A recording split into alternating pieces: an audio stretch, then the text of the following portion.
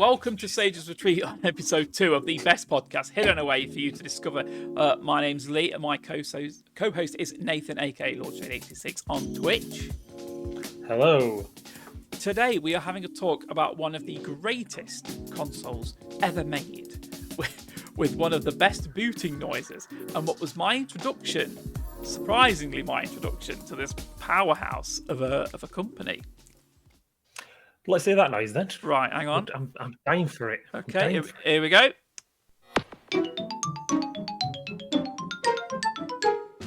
Oh, I love it. I love that noise. It's sensual, isn't it? It's one of the best, other than Sega. Sega has my heart, but that is amazing. So, of course, what is it we're talking about? Well, that would be the Gamecube. That would be, and I'm bringing it into. I was gonna save it, but I've got to bring it in now. Look, this is my GameCube, and this was secondhand when I bought it. But I'll talk more about that in a bit. And hang on, let me just check if there's a game in it. I'll show you. See if my camera will pick it up. Can you see that? Oh, Luigi's Mansion. Which is arguably one of the best games on the GameCube. Mm-hmm. Very popular game right there. Oh, hang on a minute. Hang on. Oh, yeah, that's old school. You don't hear that anymore. Don't hear that on your PlayStation, do you? Don't put your disc in and it goes, or if you've even got a disc. You don't put it in and it goes like that. It makes a little sound. Like a Star Trek door opening. Yeah, sucks it in now rather than you encapsulate it in and secure it. Tape it down if it don't work. I want you to go first because I know you quite like the GameCube and you've spoken to me about that before. So hit me with some of those GameCube facts or some of that information from your past. I'll start with some lovely jubbly facts. We've got its release date, May 3rd, 2002 in Europe. I remember that date because I was alive on that date, so that's a good one. And I'd actually left school. I'd not left school. I'd just about to leave school. I was doing my GCSEs when this was released. It was strongly in my mind at the time. You would have been 16. I wanted one, and it's about 15, 16. Yeah, I would have 6. Right. Yeah. Because I left school in the June or whatever it was of that year, so the month after. So this detracted me away from my GCSEs. So all my failures in life, due to no qualifications from GCSEs, other than I've got some, are because of the GameCube. Because I wanted the GameCube this bad. Yeah. But then we have got how many units it sold, and this is a low number.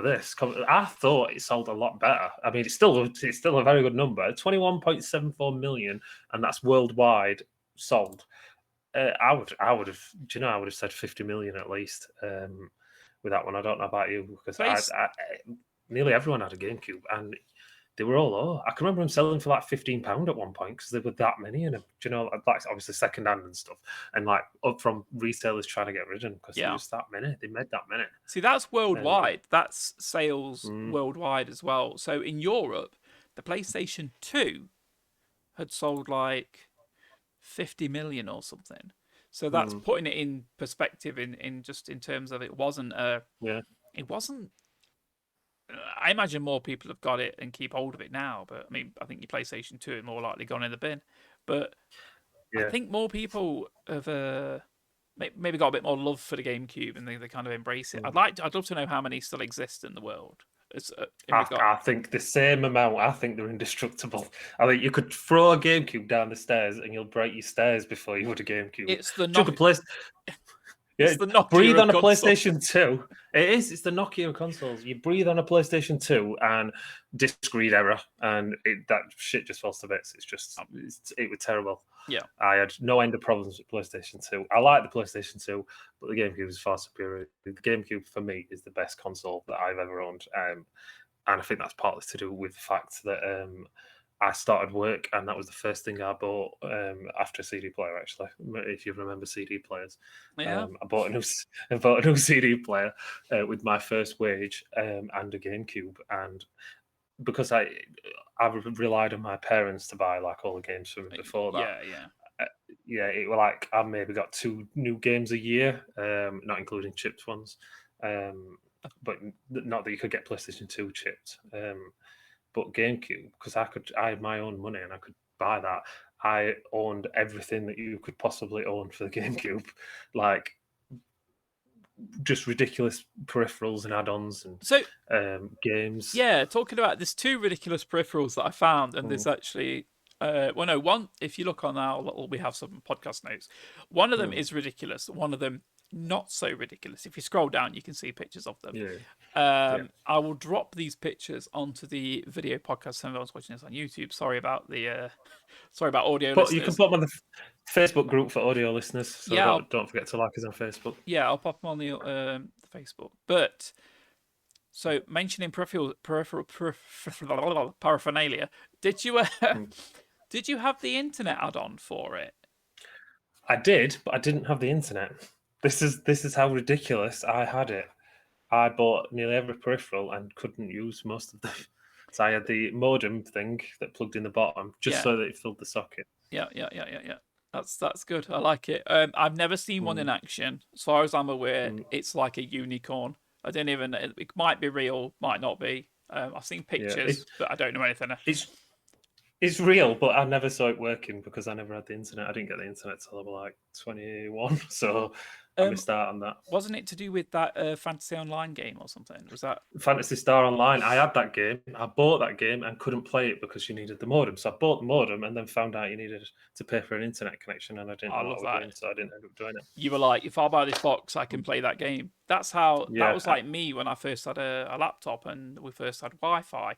I walked about 100 meters down the road thinking, look at this internet, and went, it's not working. And I'm like, Wi-Fi must be the weakest signal there is on the planet. It's ridiculous. But what was also required for use with the internet was a keyboard. And there was a keyboard out, a game. I've seen this picture a lot, but it's a keyboard for the GameCube. But it's just like the controller, and it's just like got fat in the middle. Like when you get chewing gum and you like and you stretch it. And I think it's amazing. I'm looking at my keyboard now in front of me and thinking, can I just not put an Xbox controller on that? And then, right, so imagine this, right? Rest your arms on your desk, and then you've got your keyboard with an Xbox. I'd buy that. Yeah. That, and also it because I reckon that'd be more relaxing, wouldn't it? Just have it more open. I think that's a project waiting to happen. Is there anyone out there that could make that? Terry, I bet you can, because you can do everything, Terry. You're the man. And the other little picture that I've got down below I think is really cool, and I've seen these for various. There was one for the PlayStation 1. You know, the little little weird little tiny oblong LCD looking screen thing. Yeah, tiny one, but a little folding screen, and it looks like it fits the exact. I'm just looking at my GameCube now, thinking I want a little telly that pops up. That is absolutely beautiful. I bet it costs as much as the GameCube easily. Yeah, and I bet to buy one of them now, I bet it's absolutely ridiculous. So going off, we'll come back to some peripherals in a little bit. What sort of games did you play on it? Every game that you could ever think of. That's how much I loved it. I've got some actual stuff to show you. I've still got a game for it. I don't own a GameCube anymore. I'll tell you the story of why I don't own a GameCube anymore. You need a GameCube. I ask any of my friends, and I've been talking about it for years about rebuying a GameCube, and I keep checking. I check eBay every couple of years to see if I can find, because I want a black one and I want it in good condition. And trying to find a black one in good condition, it's someone has scratched it, or it's dirty, or I just wanted a good one. I've mentioned it before on podcast that I used to collect piggyback strategy guides, if you can remember what they were. I do know what strategy guide is. Yep. I've got a few here for GameCube ones. Oh, chunky punks. That's for Pokemon Coliseum. I don't know if it's going to come through as backwards. You might have to change that. No, that's what it says. Perfectly fine. Yep. Yeah, that's Pokemon Coliseum one. A game that I absolutely loved and played to death. Then probably one of the most favorite games of all time for me, and one that's criminally underrated and needs remaking is Eternal Darkness. Okay. Now, I don't know if you've ever played that for GameCube. You look a little bit like Buffy the Vampire Slayer. That's what I thought it were when I first saw it, like on Tester Machine in game at Metroid. But you have like a sort of sanity meter. I'll try and find you a picture of. I think it's just maps, but you'll have to Google it if you want to see it. But that's it's like a psychological horror game, and you play your family's descendants back through time because your uncle's died and you've gone to go take over his estate, like basically his house. It's so good. It's one of the best games. I could sit down and play it now easily.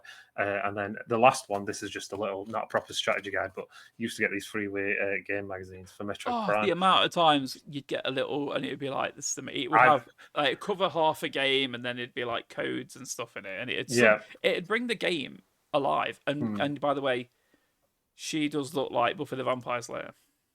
Yeah, she does, doesn't she? Especially in that graphical world. It looks like Sarah Michelle Gellar, and you can punch in it. I can remember punching the wall like on the demonstration machine, and I was thinking, this is good, but why is there no vampires in it? But then I realised what it were, because I was an idiot when I tried that. But yeah, that's one of the best games. Metroid Prime, really good first person shooter, like one of the best first person shooters. This come freeway magazine. I had to look through a stack of these because I've still got a load of them upstairs under bed because I like collecting game books, so I've got loads of them. But yeah, there were three of the ones. The game that I still own, which I rebought a few years ago to play on the Wii because the Wii was compatible with discs. So it was, yeah. So you could play them, and you could put the controllers in it because the Wii had the controller ports. Absolutely amazing. I've still got it was a Wii one, a GameCube control pad. So they remade the control pads from the GameCube again, specifically for the Wii. So you could get this thing. They were white and purple rather than the black or the purple. And they were really good because that's what I use for Wii for games. Obviously, like the GameCube games, because it was Wind Waker Zelda, which is also an underrated Zelda.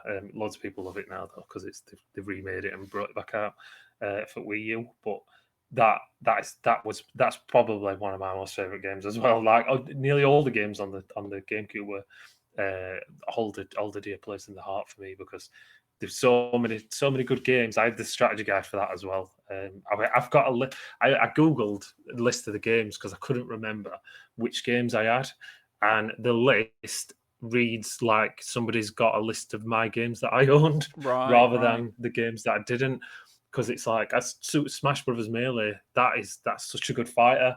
I know you're gonna. I'll let you talk about Mario, but and then I'll talk a little bit more about that because I know you want to talk about that. Double Dash. We spoke about that before. That's the best Mario Kart. Whatever anybody says, I don't care about these new Switch ones.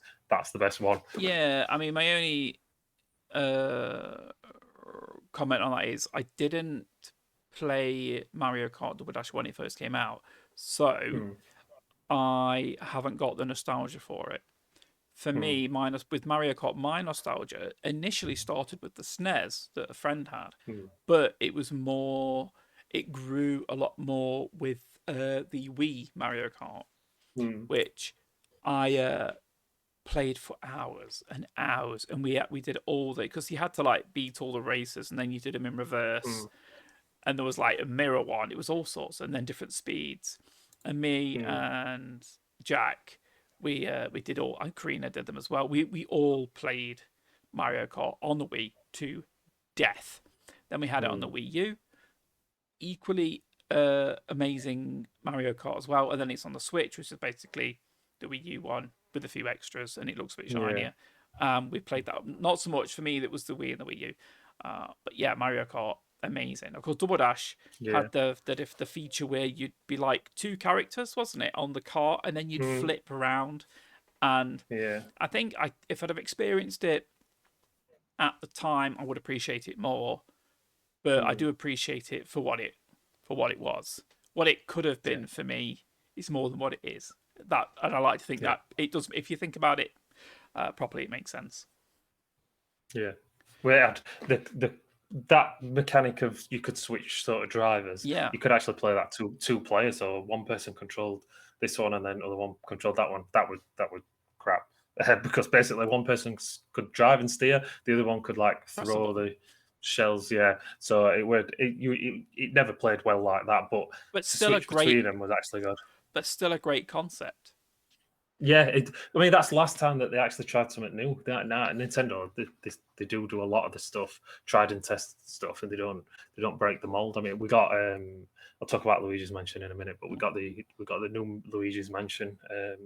The kids got it for Christmas. I Jack don't had it think as this year. well. Yeah, yeah, my Yeah, son had it as well. yeah, that's just a rehash of the old one, but like just in a different setting. It's not a mansion; it's a hotel now. I think on that one, Yeah, and there wasn't any. It's still really really good because it's like the first one, but there's no change basically from playing the first one to that. And I think Nintendo do that with a lot of their stuff now. It's like because I had Luigi's Mansion, I really like that, but I ended up swapping it for the. I don't if anyone can remember they brought out Ocarina of Time, the Legend of Zelda, and Master Quest, 2 discs. So, oh no, 1 disc, but 2 games on 1 disc. So they re-released that as like a promotion one, and someone I knew had it, so I swapped him a real game for basically a promotion game of an yeah, old game, but that it's worth loads of money now, and I don't own it anymore, which I do, which is a bit annoying. I also had going through this list again. Oh, they've got that promotion one. Animal Crossing. I spent loads and loads of time on that, fiddling it because you could change dates so that you got like a Christmas season with the summer and stuff. I don't know how many hours I spent on that. I had playing with me and my brother and my sister actually had a town on that, which we kept up for years and years. I wish I'd still had saved for that, so I could go back to that. I don't know if you remember Twin Snakes, which was Metal Gear Solid, the first one remade, yeah. but in like a GameCube sort of graphics, but like Oh, really, really, really good. Like you could see Mario in it and stuff because the one is like an Easter egg thing. I love that, and I'll finish because there's like a million other games, but I'll finish on Pikmin, which I downloaded the demo for the Switch. I think it's Pikmin 3 or something that's coming out soon, and that just brought a load of memories flooding back of Pikmin because I absolutely loved that. That were really really good concept for a game, a really good game. They did something similar with Overload for Xbox. I don't know if it went PlayStation as well. It might have been, but I didn't have a PlayStation at that time. Where you controlled minions with like the other stick on the control pad that could do stuff. That obviously Overload's a different game, but that were good. And then I still wake up in cold sweats to this day of me not having a GameCube because I felt sorry for someone that I worked with. He'd been kicked out of where he lived, and he was staying with some friends, and he didn't have any stuff or anything, and he loved GameCube, so I sold it to him like really really cheap. For like, I think I sold it to him for like 60 quid, and they were like 100 games and stuff because I felt sorry for him. And I weren't using it; it was in a box from when I'd moved house. I'd got a 360. it takes, Um, just to interrupt, it takes a while to appreciate it mm, and for nostalgia to really have a big effect. And yeah, I had a thing where my Mega Drive had gone somewhere, were given to mm, someone, and it's like at the time it didn't bother me, but now I'm yeah, like, I haven't got my original oh, Mega Drive, and yeah. that I makes wish I me still had sad. it. It makes me sad, Yeah, and angry a little yeah. bit as well. Yeah, Yeah, I mean, I don't know where he is now. I've not seen him for years, but if he's still, well, I always wonder has he still got my GameCube because I want that back because that was so good and I obviously undersold it majorly with how much I must have spent like I don't know £2,000 with the amount of games and stuff. I mean, I had Game Boy Advance. Game Boy player that clicked in the bottom so that I could of play the Game course. Boy games and Game Boy Advance games. I You had could connect Game Boy Advances to it as well, couldn't you? Yeah, yeah, that's what I had the wires for them, so you could play Wind Waker. You could play with the Game Boy Advanced, and then you could see like the map on the screen and players like Tingle, like the little green man that like Right. sort of dressed. Well, he was an older man that dressed up as a young kid, which were weird. But you could play as him. And like even just them I wires, I can hate remember to them wires think being quite expensive. that's influenced some people's behaviour nowadays, but Yeah, I well, probably has. mm, the More than people are getting likely. arrested and they're going, "It was the GameCube." Yeah, playing Wind Waker with that Game Boy Advanced. I mean, Oh. I had like 6 control pads. It had 4 ports, didn't it, on It front? did, So yeah. I always had them in, and I had the Wavebird wireless controller, which Yeah. everyone thought were magic because you didn't have a wire. I can remember just feeling freed by it, by getting up and being able to walk to the kitchen to get a drink with a control pad still in my hand, rather than It you was, get up and walk off and you yank the console off the yeah. TV cabinet or across the Yeah. floor. The Mega Drive wires were notoriously short. We had to kind of like Yeah, pull the Mega Drive big. down onto the floor in order to be able to Mm, play it. I'd keep it on the cabinet, but if I wanted to play it, I had to put it onto the floor, and then I had to make sure mm, I was leaning forward with it. So it was yeah, a bit of a bad one. The mm, Yeah, so the game, going on to the GameCube controller, I think it was a very good controller. I'm going to be honest with you. I mm, think it's very good. I yeah, think it was a child of the 64, wasn't it? So it was that mm, next one, and I think the 64 controller was rubbish. It was weird and awkward, and if you went to your mate's house who had a Nintendo 64, you just felt confused. Like, they were expensive what is it? N64 ones. Yeah. What is this animal creature I have in my Mm, hand? I don't know. It's got a weird extra appendage. What do I do with that? mm, Um, but I do think that they kind of mastered it. They went, oh, we like these extra buttons and this weird thing, mm, but people don't know what to do with that middle thing. I'm doing this weird gesture with my hand, so mm, we need to improve it. And I think they did. I think it was a great sequel, a better mm, Terminator 2. It was a better yeah, sequel than the original, but without the yeah, original, you might not have even had that. So we mm, take that 64 controller and we go, fine, whatever. It was a mess. Uh, mm, but yeah, that and of course the Wavebird, which you've mentioned, was one of the first truly wireless controllers that was mm, mainstream, because there had been them before. There was a Mega Drive one, but it was like overly expensive and it wasn't as mainstream. I am aware mm, that the GameCube one was a lot more yeah, mainstream, and people would need an extra controller. They'd be like, "Well, I'll get one of those." Do you know what I mean? mm, Great controller. But it's funny. I yeah, think it's funny to think that it was one of the first of its kind. I think the GameCube was one of the last consoles where it didn't have a lot going off online. It was one of that like mm, last of the generation of more of a your mates came round to play it, as mm, opposed to you could sort of go online, because with the Wii there was a lot more online stuff. yeah, Whereas, like say, with the GameCube, there wasn't, other than that one add-on that you never used because you didn't have the internet. yeah. Is there any other games you can remember playing on it? Uh, a million other games like Okay, Rogue Squadron. I don't know if you ever played I that, did. the I Star think Wars. I actually think, because we've got a large collection of GameCube games. I think I might have Mm. that actually. Yeah. That is class. That is a really good Feel game. like I need to play it now. You mentioned it. I need to have a Mm, quick check. Unless I got rid of it, I think I still have it. mm. I'll have I to have don't a know if it were. I don't know if it were Rogue Squadron or there was a different one. I think it was a different one actually. Both the GameCube, where you could drive the like from Phantom Menace, those tanks that they had. yeah. It allowed you to drive the ground vehicles as well. So you could even do like the I can't remember what they're called, like the snow speeders, on Hoth, where you like tied up the Mm. legs and stuff. You could even they were even them like, and you could drive AT-ATs and stuff. That were a really good Star Wars game. And all I had another Star Wars game.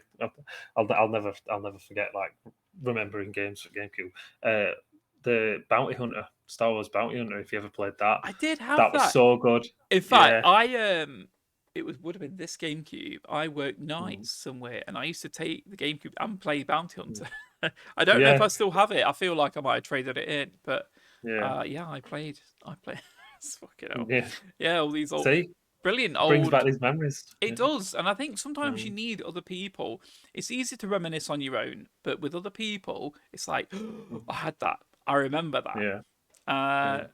but yeah, you played all the games, but I only played. All on. I only played some of them. And by the way, Mm. I'm just to let you. I'm going to let you all down. We're not doing a tier maker at the end of this, but Oh I no. did have a look. Right, I had a All the look. GameCube would be S. Just every game would be S. I had a look, and there was one that has 570 something GameCube games to Oh put them in gosh. order, and I'm like, Mm, can you narrow that down to 10, and I might be able to deal with it. mm, But I'm hoping that there's someone out there that's done it and has yeah. got a screenshot of it, because Mm, that's amazing. I mean, clearly there's going to be like half of them which maybe they haven't played, but yeah. I think that that was absolutely stunning. So Mm, yeah, no tier maker. Sorry about that. We'll get you one in next mm, week. In fact, we'll do a good one next week. I don't know what it'll be, but we'll yeah. find something. Mm, There is one for Nintendo controllers. That would be an mm, interesting one, but I think yeah. it'll be a quick one because Yeah. I don't know, and I also I don't even know whether it's worth doing. So Mm, I've shown you a GameCube, absolutely amazing. Also, storage on the GameCube was these little packs here that you kind of just jammed in the front. Oh, I just noticed that I've got a bit of color discoloration. Oh, I'm sad now. Is that one of them memory cards where it's 4-in-1? So I had one of them where you press a button on it and it moves to the next light. So it was 4. Does that let you do it? No, I didn't have Ah, expensive memory cards. I've just got these cheap ones. oh, I mean, you weren't a true fan. didn't have the internet, but had Yeah. expensive memory cards. Mm, We only had a GameCube because my PlayStation 2 broke, and we had mm. to get it repaired. It cost me like 70 quid to get my PlayStation repaired. It was something like Your that. PlayStation 2 broke. How did that happen? I think someone leaned on it. Um, Yeah, no, yeah. it was, I don't know quite. I don't know why it was broke. I don't care. We got it fixed. Yeah. Um, but I needed a console, so we were like, we'll go and buy one. We bought this Hmm. second hand, and it's the only console we've ever bought second hand. I'm thinking now. Yeah, I think it is. And I don't regret it. I still have it. It still works. Jack Mm, plays on it. Yeah, he will play on it regularly. mm, Um, you mentioned Smash Brothers. I just want to say that people still play Smash Brothers on the mhm. GameCube in tournaments now. It's still a Yeah. thing. People do that. And I think it's more of a small thing. It's not like a massive worldwide thing, but people still get together and play on actual GameCubes and play Smash Brothers. And I think that that's testament to how solid this little piece of machinery is. Mm, Absolutely amazing little device. Um, so yeah, I want to mention a couple of games, but not too many. Just a few of the ones that I remember playing a lot. mm, Mario Sunshine. A lot of people are like, yeah, that's like the Jar Jar of games. You know what I mean? A lot of people hate it, like really mm, hate it. But my memory mm, of Sunshine, is mm. playing it with my wife, and we just used to like do a level each. We used Yeah. to just like play, because that's often how you played with people. You'd share the game, you'd experience Mm, it together. But we played that together, yeah. and for me, that's. I mean, I do like Mario Galaxy, but Mm, I don't think there'd be a Mario Galaxy without a Sunshine. But there wouldn't be a Sunshine without a 64, obviously. But Sunshine was an amazing game, and I didn't really like what was it, Flood, the water cannon, yeah. but Mm, it was usable if you tried hard enough with it. It was mm, a little bit awkward to control. You need to like refill it and stuff, but an interesting dynamic to an mm. amazing Mario game. Did you have Sunshine yourself? Yeah, I loved it. I think that's my after 64 maybe. I don't know actually. It might be the same. But it's my favorite Mario, and I think that's because they tried something new with that, which, like I said before, it's just don't even not even before um, that they tried stuff new with GameCube, and I think that's why it stands out in a lot of people's minds because I did love Sunshine. I Yeah, liked Flood. I liked like hovering around, yeah, like with the water jets and stuff. yeah. I liked all that. They also foresaw the because you do get those water jetpacks, don't you? That they have in like Yeah, Dubai, and they're like yeah. honking about them like that. That they got the idea clearly Mario's. from Mario Sunshine. It's something Yeah. like Nintendo 64 brought in the concept of the whole 3D sort of world, but unfortunately, Hmm. the Nintendo 64 era of 3D was trash. And I don't care what anyone says. You look back at it, and it's like it looks like crap. But they were diving into it headfirst and giving it their best. But the technology wasn't quite there. It's like all the 3D, the Virtua Fighters and all the 3D fighters, but in my opinion, I think a lot of them are rubbish. But when it came to the the GameCube and this era, they got a lot better because they had more processing power. They could more polygons, more better textures, and the games improved massively. So I'm not knocking 64. I've got no love for it though. Looking back at it now, I think it looks crap, and I don't want to play it. Not even to experience it, because I can't experience Mario 64 properly because it's not the 90s. It's as simple as that. I can't experience it. I look at it now and I thought I've been spoiled with all the games we've got. And so I can't develop any sort of love for it other than, yeah, it's all right. But kind of look, I just can't appreciate it. I like retro games, but I can't get into a like 64. So yeah, Mario Sunshine, amazing. As you know, I'm a big fighting game fan, and there's one game I really love, Mortal Kombat, my favorite beat 'em up, and the one that came out on GameCube was a little bit different. It had that 3D sort of like, it's not like a true 3D, but it's like you can kind of move around and it felt sort of 3D. But it introduced weapons. So Sonya Blade had a pair of Kali sticks, so she'd pull them out and she'd be like beating it. And I mastered several of the characters in that. It was the two main ones would have been Scorpion and Sonya Blade, and absolutely amazing. Amazing. So I went to buy Soul Calibur for it, but I accidentally bought the American version of it. And I think I've still got it as well. And if I'm right, if I have still got it, it's because I refused to sell it because it's a reminder of something that I did that was ridiculous. But disappointingly, when I bought it, the people that sold it to me didn't tell me that it was the American version. They just assumed, well, either they didn't realize or they assumed I knew what I was buying. But whichever way you looked at it, one of us was very wrong. But I ended up with this now obscure game I've never played. Just sits there looking at me. I'm trying to think what else I played. Luigi's Mansion I never played. Jack plays a lot. Mentioned Mario Kart. A few bits and bobs for it. I'm trying to think if I've got any other games that I played on it. I can't think of any other games that I played on it. I want to say live, but while we're on here, let me look up the top 10 GameCube games and let's see what comes up, shall we? 25 best GameCube games ever. Oh yeah, forgot about that. Did you ever play Super Mario Strikers?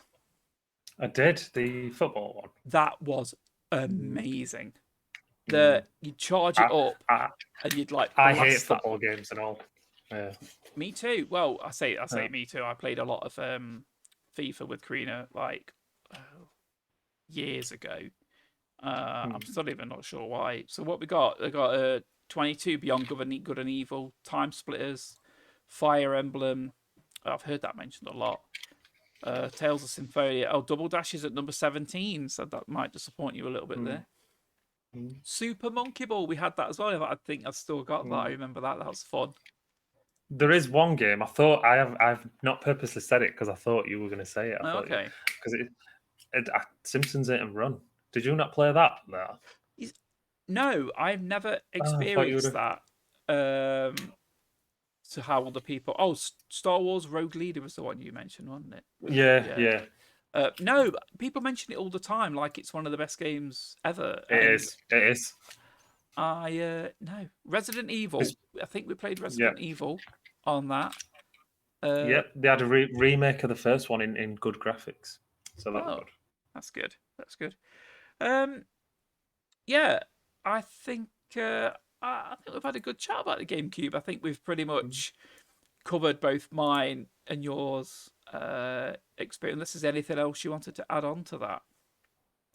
No, I think that's... Well, I could talk all day about it, but I think that's about it. You have to be careful not to wander off into hours and hours of chat about the same...